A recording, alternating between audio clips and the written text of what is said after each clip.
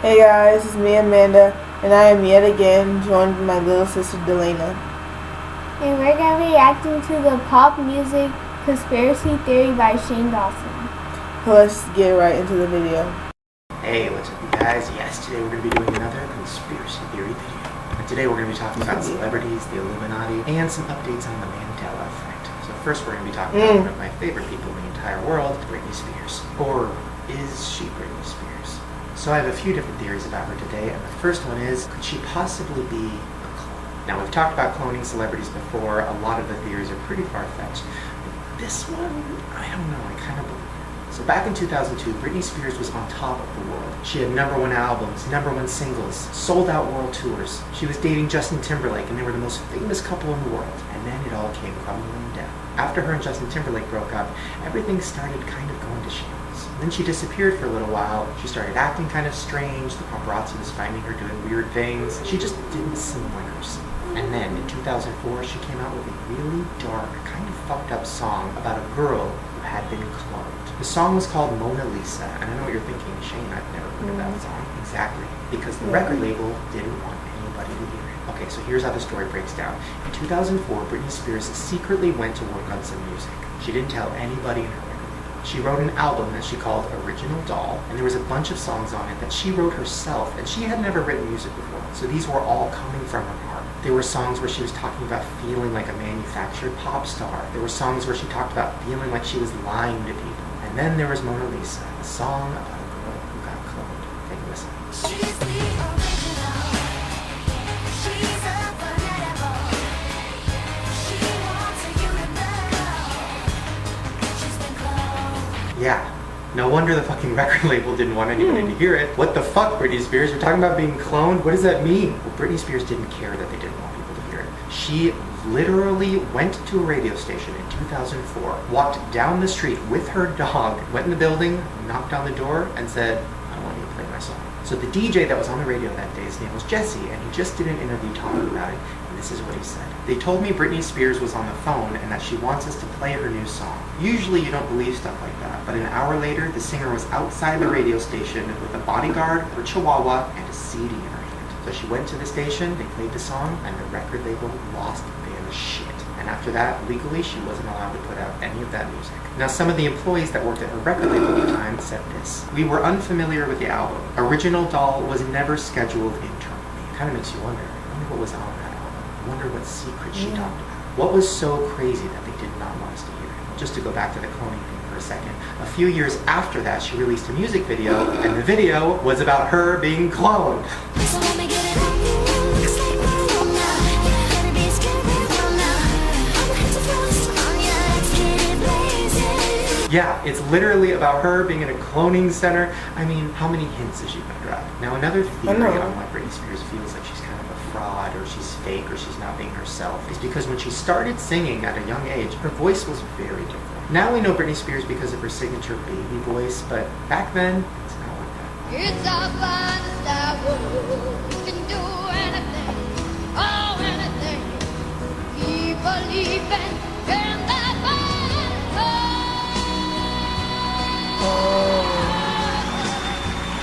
Yeah, she had a big voice, a powerful voice. She even had it later on in her life. This girl will always find her way. So that's her actual singing voice. But then she started working with a producer named Max Martin. Now Max Martin created so many huge hits for pop stars. He's kind of the go-to guy. Well, recently in an interview, he talked about the fact that he had this idea to turn Britney Spears' voice into kind of like a baby voice, a little nasally, so he taught her how to sing like that. So it was goodbye big voice and hello this. Now that voice is hard for her to do. It's hard for anybody to do. Just try it. If you try to sing in a baby voice for longer than like 2 minutes, your throat starts to hurt. Well, the theory goes that singing like that for a few years actually affected her voice, and she can't even do it anymore. And that's why she never sings live, and that's why she lip syncs. That's why there's so much auto-tune on her albums, because she completely messed up her voice by singing in a fake voice. Take a look at this performance just a couple years after she started doing the baby voice, and you can tell it's affected her. Boys, love her ain't too old. Boys, but when a girl is with one. Now, this last theory about Britney Spears is something that blew my mind. And it's not even a theory, it's true. So remember back in 2007, I think it was, when Britney Spears went crazy. She shaved her head, she beat up an SUV with an umbrella, and everybody's like, oh my God, she's lost her mind. And I found out something. So recently, her old manager at the time, Sam Lutfi, was in court, and he said something that nobody had ever thought about. He said the reason she shaved her head wasn't because she went crazy or because she was having a breakdown. It's because the next day she had to do a drug test. And if she failed that drug test, she wouldn't get to see her kids. And she loved her kids so fucking much that she was willing to do anything to pass that test. And supposedly she had been doing meth, but she quit for a while because she was trying to get sober. But meth stays in your system for a very long time, and it can be found in your hair. And it makes you wonder, wait, that whole head shaving thing is what made people think Britney Spears is like insane. But what if she just was a drug addict, and what if she was struggling with it, and what if she just really fucking wanted her kids back? Maybe she wasn't as crazy as we think. Maybe she was cloned and she was having some kind of a clone breakdown. Either way, very weird. Speaking of music, our next conspiracy theory is something that I've been wanting to talk about for a while, and that's hidden messages in songs. So I don't know if you've ever heard about this, but there's certain songs where if you play them backwards, you can hear hidden creepy messages. So one of the most famous messages is in the song Another One Bites the Dust. And supposedly, if you play it backwards, you can hear him saying, it's fun to smoke marijuana. So here it is playing normally. And another one gone, and another one gone, another one bites the dust. And here it is reversed.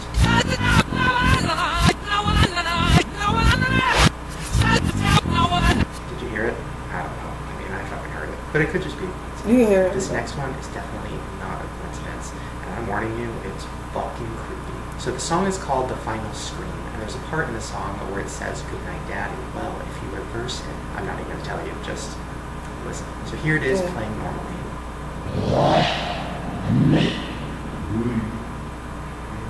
Here it is reversed. Oh. Oh Wow. my God. That's one of the creepiest things I've ever fucking Wow. Now, this next one's probably the most famous, and it's the song Stairway to Heaven. Now, there's a lot of theories about the band Led Zeppelin, mainly that This there's one's really a lot of bad. satanic shit going on. The It's like guitarist Jimmy satanic. Page I was checked. fascinated Like by very Satanism. bad. He even bought a mansion that was owned by a former really famous Satanist. And you know the theory that you can sell your soul to the devil for fame or talent? A lot of people think he did. So here is a clip of the song playing. It's creepy. If there's a bustle in your hedgerow, don't be alone now. Don't be alone now. It's just a spring clean for the rain. Here it is. That's a song right there. Okay, but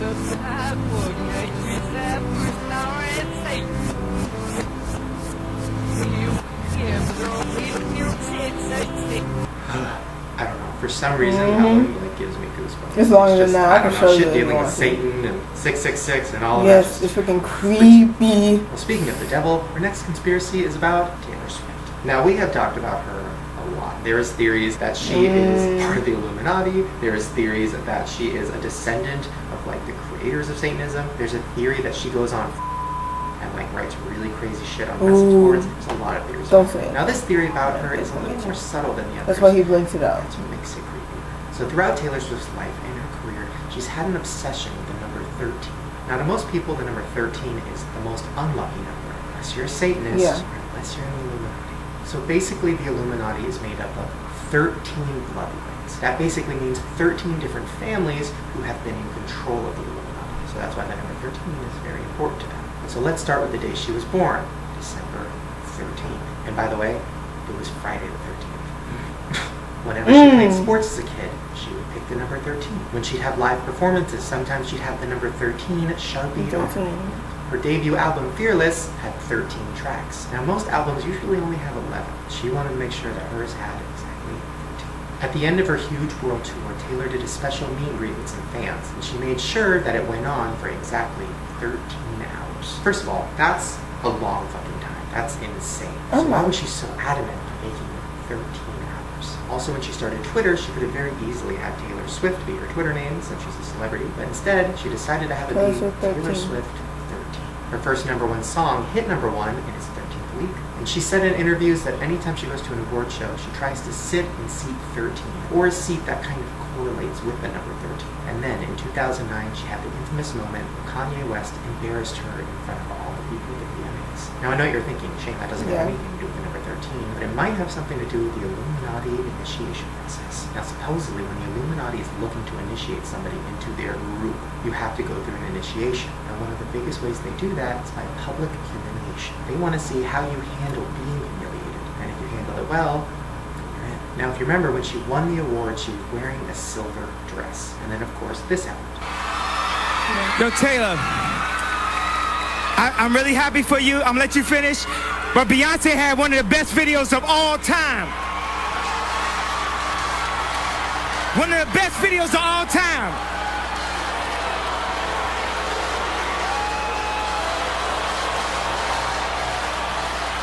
And then she handled it pretty well. She didn't freak out. She didn't cry. She didn't freak out. And then later, when Beyonce was on stage, she asked Taylor to come up and finish her speech. And of course, a lot of conspiracy theorists think that Beyonce is very high up in the Illuminati. Well, Beyonce was wearing a red dress, which is a signature color of the Illuminati. Guess what color dress Taylor is now wearing? So I'd like for Taylor to come out and have her moment. And as we talked about earlier, the 13 bloodlines of the Illuminati are 13 different families. One of the families is the Kennedy family. Wait a minute, didn't Taylor Swift date one of them? She's in Hyannisport again. With the Kennedy? With the Kennedy. This time it's Robert. Coincidence?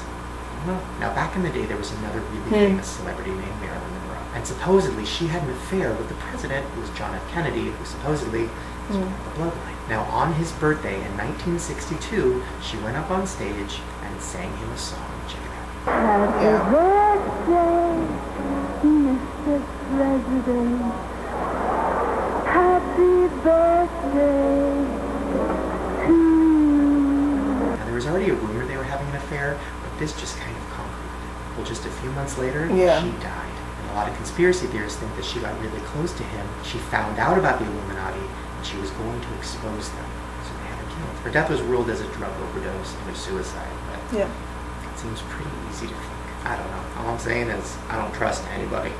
Alright, so this next theory kind of involves politics, which is definitely not my thing. But when I heard about this, something about it really creeped me out and I had to talk about it. And that is the theory that Hillary Clinton is hiding a really serious disease. Now, I know a lot of people are like, Shane, why would she hide a disease? Why would she hide an illness? Well, if you're running for president, people don't want to vote for you if you have an illness. You probably shouldn't even be running if you have an illness. Well, she says she's fine. Then some evidence came out. Here's a clip of her talking to reporters when she has what looks like a seizure. Check it out. It was a wonderful, meaningful endorsement in every way, and I was very proud of her. Did you talk about vice presidential possibilities? Here's the same event from another angle. And how did you talk about Senator Warren? Did you talk about vice presidential possibilities? Now listen, I know a lot of people could say, oh, she's just kidding around. Maybe the question was confusing and she made a joke like, oh, that was confusing. But it went on for a long time. Like a little too long to be just a joke. It looked like she literally didn't have control over her face and her muscle movements. Well, then a YouTuber named Blair White made this video and she talked about some evidence that she found. Check it out. So let's take a look at the next piece of evidence that something is wrong with Hillary. Take a look at this guy. So this guy has been seen pretty much everywhere with Hillary, and you would think just by, his attire that he's a bodyguard or a Secret Service, maybe even an advisor. But he's also been seen wearing this badge which shows that he's actually a paramedic. So a paramedic is following Hillary Clinton around. He's also been seen holding what some people say is some kind of injection or injectable device. Personally, I think that one's a little hard to tell. Anytime Hillary is on stage and appears to be in some sort of stress-induced frozen state, he rushes over and coaches her back to reality. Yeah, she has a paramedic with her at all times who's pretending to be a bodyguard. Then there's a bunch of pictures that came out of her being helped up staircases and her being propped up at different conventions, almost like she's weak and she can't really hold herself up. And then it came out that 4 years ago, Hillary had a blood clot removed from her head. Symptoms of blood clots: weakness, problems with vision or speech, Upward spiral. seizures. Then Dr. Drew on his TV show talked about how he had some concerns for her health. There are two other things that gravely concerned us. When she hit her head, she had to wear these prism glasses when she came out. That is brain damage. A few days after that episode aired, his show was canceled. And his show was successful, and it was canceled out of nowhere. Then a writer for the Huffington Post wrote an article about how he's been noticing some problems with Hillary's health, and he was just questioning whether or not she could be president with these health problems. Well, his articles were deleted, and he was fired. Huffington Post, where I was a contributor, they have revoked my publishing access, and they have deleted both of my articles that were published earlier over the weekend. Both of my articles have been pulled without notice of any kind, just completely deleted from the internet. And both of those articles mentioned Hillary's health. I don't know. I mean, all signs are pointing to the fact that maybe there's something going on with her that she's hiding. I don't really know what it is. It could be an illness, or could somebody be controlling her? I don't know. Either way, there's something very disturbing about all of that. Okay, so last but not least, we're going to do some updates on the Mandela effect. So you guys have been hitting me up a lot on like Twitter and Instagram and stuff, showing me different things that you've noticed. First of all, Skechers. I used to have those shoes when I was a kid. Those were pretty much the only shoe that my fat foot could fit in, and I always remembered it being spelled Skechers. And then I saw this. Sketch-Knit from Skechers, a revolution in seamless comfort. What? Okay, that looks wrong, right? Doesn't that logo look wrong? No, I remember it being spelled like that though. About the Flintstones. Do you? Now, I used to watch the cartoon, I saw the movie, Flintstones. Meet I actually remember it Flintstones. being spelled like that. Flintstones the whole time.